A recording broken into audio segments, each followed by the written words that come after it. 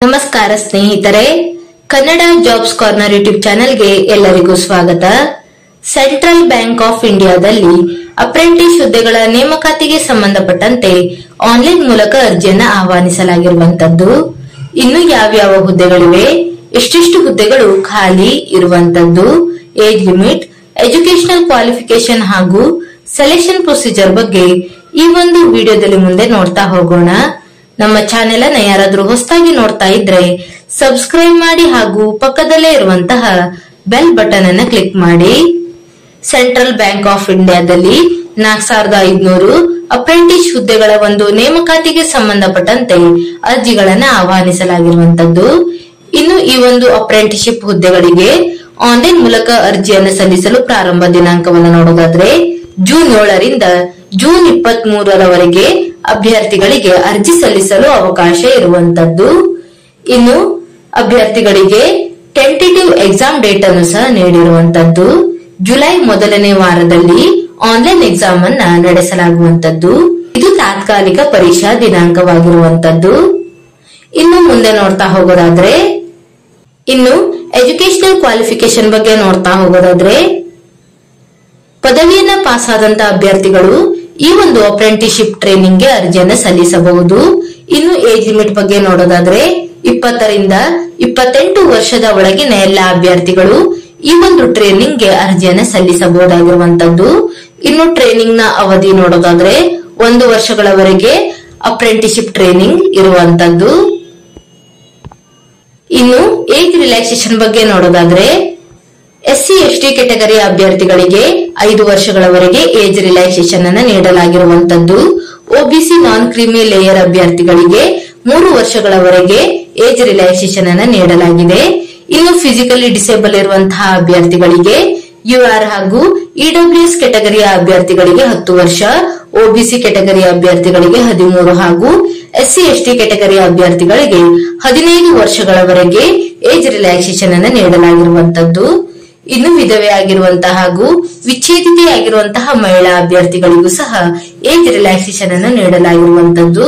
General ಹಾಗೂ EWS ಕೆಟಗರಿಯ ಅಭ್ಯರ್ಥಿಗಳಿಗೆ 35 ವರ್ಷ ಹಾಗೂ OBC ಕೆಟಗರಿಯ ಅಭ್ಯರ್ಥಿಗಳಿಗೆ 38 ಹಾಗೂ SC ST ಕೆಟಗರಿಯ ಅಭ್ಯರ್ಥಿಗಳಿಗೆ 40 ವರ್ಷಗಳವರೆಗೆ ಏಜ್ ರಿಲ್ಯಾಕ್ಸೇಷನ್ ಅನ್ನು ನೀಡಲಾಗಿರುವಂತದ್ದು. ಇನ್ನು ಸೆಲೆಕ್ಷನ್ ಪ್ರೊಸೀಜರ್ ಬಗ್ಗೆ ನೋಡೋದಾದ್ರೆ ಅಭ್ಯರ್ಥಿಗಳಿಗೆ ಮೊದಲನೆಯದಾಗಿ ಆನ್ಲೈನ್ ಎಕ್ಸಾಮ್ ಅನ್ನ ನಡೆಸಲಾಗುತ್ತದೆ. ಈ ಮೂಲಕ ಅಭ್ಯರ್ಥಿಗಳನ್ನ ಆಯ್ಕೆ ಮಾಡಿಕೊಳ್ಳಲಾಗುವಂತದ್ದು. ಇನ್ನು ಆನ್ಲೈನ್ ಎಕ್ಸಾಮಿನೇಷನ್ ಬಗ್ಗೆ ನೋಡೋದಾದ್ರೆ ಒಟ್ಟು 100 ಅಂಕಗಳಿಗೆ ಎಕ್ಸಾಮ್ ಅನ್ನು ನಡೆಸಲಾಗುವಂತದ್ದು ಹಾಗೂ ಒಟ್ಟು 60 ನಿಮಿಷಗಳ ಒಂದು ಕಾಲಾವಕಾಶವನ್ನ ನೀಡಲಾಗುತ್ತದೆ.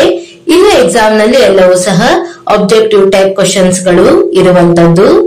ಇನ್ನು ಯಾವ್ಯಾವ ವಿಷಯದ ಮೇಲೆ ಎಷ್ಟೆಷ್ಟು ಕ್ವಶನ್ಸ್ ಗಳನ್ನ ಕೇಳಲಾಗುತ್ತದೆ ಅಂತ ನೋಡೋದಾದ್ರೆ quantitative aptitude, logical reasoning, computer knowledge ಹಾಗೂ ಇಂಗ್ಲಿಷ್ ನಾಲೆಜ್ ಈ ಒಂದು ವಿಷಯದ ಮೇಲೆ ಪ್ರತಿಯೊಂದು ವಿಷಯಕ್ಕೂ ಸಹ 15 ಕ್ವಶನ್ಸ್ ಗಳನ್ನ ಕೇಳಲಾಗುವಂತದ್ದು ಹಾಗೂ ಪ್ರತಿಯೊಂದು ವಿಷಯದ ಮೇಲೂ 15 ಅಂಕಗಳು ಇರುವಂತದ್ದು.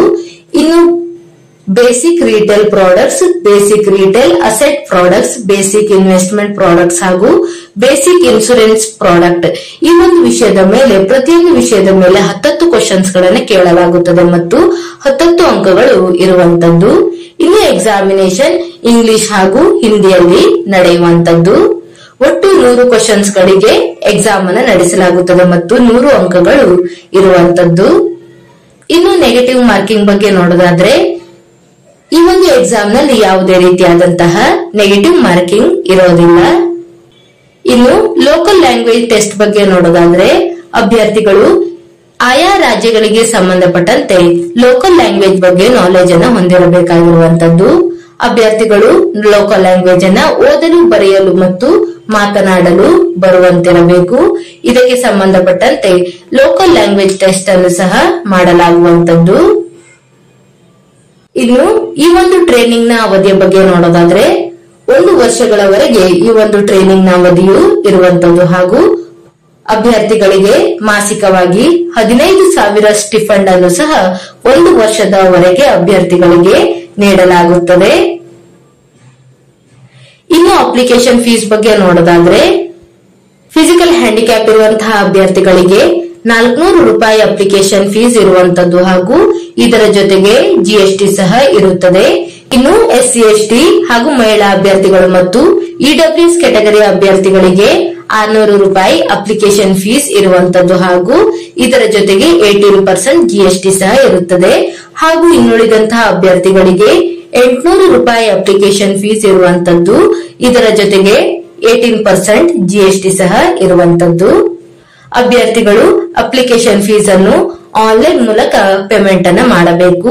ಅಂದರೆ ಅಭ್ಯರ್ಥಿಗಳು debit card, credit card, internet banking, UPI payment ಹೀಗೆ ಅಭ್ಯರ್ಥಿಗಳು ಆನ್ಲೈನ್ ಮುಖಾಂತರ ಅಪ್ಲಿಕೇಶನ್ ಫೀಸ್ ಅನ್ನು ಪೇಮೆಂಟ್ ಮಾಡಬೇಕಾಗಿರುವಂತದ್ದು. ಇನ್ನು ಅಭ್ಯರ್ಥಿಗಳು ಅರ್ಜಿಯನ್ನು ಸಲ್ಲಿಸುವಂತ ವಿಧಾನದ ಬಗ್ಗೆ ನೋಡೋದಾದ್ರೆ, ಅಭ್ಯರ್ಥಿಗಳು ಆನ್ಲೈನ್ ಮೂಲಕ ಅರ್ಜಿಯನ್ನ ಸಲ್ಲಿಸಬೇಕಾಗಿರುವಂತದ್ದು. ಇನ್ನು ಅಭ್ಯರ್ಥಿಗಳಿಗೆ ಅರ್ಜಿಯನ್ನು ಸಲ್ಲಿಸಲು ವೆಬ್ಸೈಟ್ ವಿಳಾಸವನ್ನು ಸಹ ನೀಡಿರುವಂತದ್ದು nats.education.gov.in. ಈ ಒಂದು ವೆಬ್ಸೈಟ್ ಮೂಲಕ ಅಭ್ಯರ್ಥಿಗಳು ಆನ್ಲೈನ್ ಮೂಲಕ ಅರ್ಜಿಯನ್ನ ಸಲ್ಲಿಸಬೇಕು. ಇನ್ನು ಅಭ್ಯರ್ಥಿಗಳು ಅರ್ಜಿಯನ್ನ ಸಲ್ಲಿಸುವಂತಹ ಸಂದರ್ಭದಲ್ಲಿ ಯಾವ್ಯಾವ ಡಾಕ್ಯುಮೆಂಟ್ ಗಳನ್ನ ಲಗತ್ತಿಸಬೇಕು ಅನ್ನೋದರ ಬಗ್ಗೆಯೂ ಸಹ ಒಂದು ನೋಟಿಫಿಕೇಶನ್ ನಲ್ಲಿ ಮಾಹಿತಿಯನ್ನ ನೀಡಿರುವಂತದ್ದು. ಇನ್ನು ಮುಂದೆ ನೋಡ್ತಾ ಹೋಗೋದಾದ್ರೆ, ಇನ್ನು ಯಾವ್ಯಾವ ರಾಜ್ಯಗಳಲ್ಲಿ ಎಷ್ಟೆಷ್ಟು ಸೀಟ್ಗಳು ಖಾಲಿ ಇದೆ ಅಂತ ನೋಡೋದಾದ್ರೆ, ಆಯಾ ರಾಜ್ಯಗಳಿಗೆ ಸಂಬಂಧಪಟ್ಟಂತೆ ಖಾಲಿ ಇರುವಂತಹ ಹುದ್ದೆಗಳ ಬಗ್ಗೆ ಸಹ ಇಲ್ಲಿ ಮಾಹಿತಿಯನ್ನ ನೀಡಿರುವಂತದ್ದು. ಒಟ್ಟಾರೆ ಭಾರತದಾದ್ಯಂತ 4500 ಹುದ್ದೆಗಳಿಗೆ ಸಂಬಂಧಪಟ್ಟಂತೆ ಅರ್ಜಿಗಳನ್ನ ಆಹ್ವಾನಿಸಲಾಗಿರುವಂತದ್ದು. ಇನ್ನು ವಿಶೇಷವಾಗಿ ನಮ್ಮ ಕರ್ನಾಟಕದ ಅಭ್ಯರ್ಥಿಗಳಿಗೆ ಒಟ್ಟು 105 ಹುದ್ದೆಗಳು ಖಾಲಿ ಇರುವಂತದ್ದು. ಇನ್ನು ಆಯಾ ಕೆಟಗರಿಗೆ ಸಂಬಂಧಪಟ್ಟಂತೆ ನೋಡ್ತಾ ಹೋಗೋದಾದ್ರೆ, SC ಕೆಟಗರಿಯ ಅಭ್ಯರ್ಥಿಗಳಿಗೆ 16 ಹುದ್ದೆಗಳು ಖಾಲಿ ಇರುವಂತದ್ದು. ಇನ್ನು ST ಕೆಟಗರಿಯ ಅಭ್ಯರ್ಥಿಗಳಿಗೆ 7 ಹುದ್ದೆಗಳು ಹಾಗೂ OBC ಕೆಟಗರಿ ಅಭ್ಯರ್ಥಿಗಳಿಗೆ 28, ಇನ್ನು EWS ಕೆಟಗರಿ ಅಭ್ಯರ್ಥಿಗಳಿಗೆ 11, UR ಕೆಟಗರಿಯವರಿಗೆ 43 ಹಾಗೂ ಇನ್ನುಳಿದಂತೆ ಫಿಸಿಕಲ್ ಹ್ಯಾಂಡಿಕ್ಯಾಪ್ ಇರುವಂತಹ ಅಭ್ಯರ್ಥಿಗಳಿಗೂ ಸಹ ಹುದ್ದೆಗಳು ಖಾಲಿ ಇರುವಂತದ್ದು. ಒಟ್ಟಾರೆ ಕರ್ನಾಟಕದಲ್ಲಿ 105 ಹುದ್ದೆಗಳು ಖಾಲಿ ಇರುವಂತದ್ದು. ಇನ್ನು ಆಯಾ ರಾಜ್ಯಗಳಿಗೆ ಸಂಬಂಧಪಟ್ಟಂತೆ ಜಿಲ್ಲಾವಾರು ಖಾಲಿ ಇರುವಂತಹ ಸೀಟ್ಗಳ ಬಗ್ಗೆ ಸಹ ಮಾಹಿತಿಯನ್ನು ನೀಡಿರುವಂತದ್ದು. ಇನ್ನು ನಮ್ಮ ಕರ್ನಾಟಕದಲ್ಲಿ ಎಲ್ಲೆಲ್ಲಿ ಎಷ್ಟೆಷ್ಟು ಸೀಟ್ಗಳು ಖಾಲಿ ಇದೆ ಅಂತ ನೋಡೋದಾದ್ರೆ, ಬೆಂಗಳೂರು ರೂರಲ್ ನಲ್ಲಿ 3 ಸೀಟ್ಗಳು ಖಾಲಿ ಇರುವಂತದ್ದು, ಬೆಂಗಳೂರು ಅರ್ಬನ್ ನಲ್ಲಿ 37, ಚಾಮರಾಜನಗರದಲ್ಲಿ 1, ಚಿಕ್ಕಬಳ್ಳಾಪುರದಲ್ಲಿ 3, ಚಿಕ್ಕಮಗಳೂರಿನಲ್ಲಿ 1, ಹಾಸನದಲ್ಲಿ 3 ಹೀಗೆ ಆಯಾ ಜಿಲ್ಲಾವಾರು ಸಂಬಂಧಪಟ್ಟಂತೆ ಖಾಲಿ ಇರುವಂತಹ ಹುದ್ದೆಗಳ ಬಗ್ಗೆ ಒಂದು ಇಲ್ಲಿ ನೋಟಿಫಿಕೇಶನ್ ನಲ್ಲಿ ಮಾಹಿತಿಯನ್ನ ನೀಡಲಾಗಿದೆ. ಎಲ್ಲವನ್ನು ಸಹ ಒಂದು ಬಾರಿ ಚೆಕ್ ಮಾಡಿ. ಇನ್ನು ಡಿಸ್ಕ್ರಿಪ್ಷನ್ ಬಾಕ್ಸ್ ನಲ್ಲಿ ವೆಬ್ಸೈಟ್ ಅಡ್ರೆಸ್ ಅನ್ನು ಹಾಕಿರುತ್ತೇನೆ, ಅಲ್ಲಿ ಹೋಗಿ ನೋಟಿಫಿಕೇಶನ್ ಲಿಂಕ್ ಅನ್ನು ಡೌನ್ಲೋಡ್ ಮಾಡಿಕೊಳ್ಳಿ. ಹೀಗೆ ಆಯಾ ರಾಜ್ಯಗಳಿಗೆ ಸಂಬಂಧಪಟ್ಟಂತೆ ಖಾಲಿ ಇರುವಂತಹ ಒಂದು ಹುದ್ದೆಗಳ ಬಗ್ಗೆ ಇಲ್ಲಿ ಡೀಟೇಲ್ ಆದಂತಹ ಒಂದು ಮಾಹಿತಿಯನ್ನ ನೀಡಿರುವಂತದ್ದು. ಇನ್ನು ಅಫಿಷಿಯಲ್ ಲ್ಯಾಂಗ್ವೇಜ್ ಬಗ್ಗೆ ಸಹ ಮಾಹಿತಿಯನ್ನ ನೀಡಲಾಗಿದೆ. ಇನ್ನು ನಮ್ಮ ಕರ್ನಾಟಕದ ಅಭ್ಯರ್ಥಿಗಳಿಗೆ ಕನ್ನಡ ಅಫಿಷಿಯಲ್ ಲ್ಯಾಂಗ್ವೇಜ್ ಆಗಿರುವಂತದ್ದು. ಇನ್ನು ಸೆಕೆಂಡ್ ಅಫಿಷಿಯಲ್ ಲ್ಯಾಂಗ್ವೇಜ್ ಅನ್ನು ನೋಡೋದಾದ್ರೆ ಇಂಗ್ಲಿಷ್ ಕರ್ನಾಟಕದಲ್ಲಿ ಸೆಕೆಂಡ್ ಅಫಿಷಿಯಲ್ ಲ್ಯಾಂಗ್ವೇಜ್ ಆಗಿರುವಂತದ್ದು. ಇನ್ನು ಆಸಕ್ತ ಮತ್ತು ಅರ್ಹ ಅಭ್ಯರ್ಥಿಗಳು ಈ ಒಂದು ಹುದ್ದೆಗಳಿಗೆ ಅರ್ಜಿಯನ್ನ ಸಲ್ಲಿಸಬಹುದಾಗಿರುವಂತದ್ದು. ಇವಿಷ್ಟು ಸೆಂಟ್ರಲ್ ಬ್ಯಾಂಕ್ ಆಫ್ ಇಂಡಿಯಾದಲ್ಲಿ ಕರೆಯಲಾದಂತಹ ಅಪ್ರೆಂಟಿಸ್ ಹುದ್ದೆಗಳ ಒಂದು ನೇಮಕಾತಿಗೆ ಸಂಬಂಧಪಟ್ಟಂತಹ ಮಾಹಿತಿಯಾಗಿರುವಂತದ್ದು.